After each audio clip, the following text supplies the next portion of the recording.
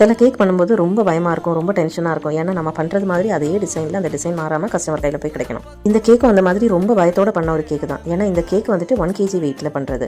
ஆனால் இந்த கேக்கால் தூக்க முடியாத அளவுக்கு வெயிட்டை இந்த கேக்கோட டாப்பில் வச்சு தான் இந்த கேக்கை வந்து டெலிவர் பண்ண போகிறேன். இந்த கேக்கில் நிறைய ஒர்க் இருந்துச்சு. சில கேக்கு ஃபுல்லாகவே ஃபாண்டட் ஒர்க்காக இருக்கும். இது அந்த மாதிரி இல்லை. இந்த கேக் வந்துட்டு டால் கேக்கு. அதுக்கு கூடவே இந்த கேக்கில் வைக்கிறதுக்கு டாப்பில் நிறைய சாக்லேட்ஸ் ரெடி பண்ணோம். அதுக்கு கூட 2 சிக்கிள்ஸுமே கேட்டிருந்தாங்க.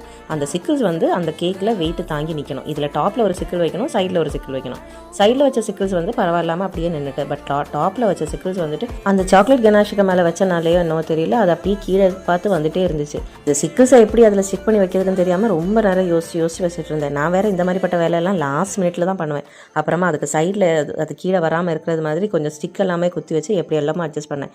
இது எல்லாத்தையும் வச்சுட்டு எப்போ முடிஞ்சது அப்படின்னு பார்த்தா சைடில் ஒரு கப் கேக் இருக்குது. அதுவும் இந்த கேக்கோட டாப்பில் வைக்க வேண்டியது. எப்படி எல்லாமே அடிச்சு பிடிச்சி கொஞ்சம் இடத்த எடுத்துட்டு அதுக்கு மேலே கப் கேக்கே வச்சு இப்படியோ சேஃபாக கேக்கை டெலிவர் பண்ணிட்டோம்.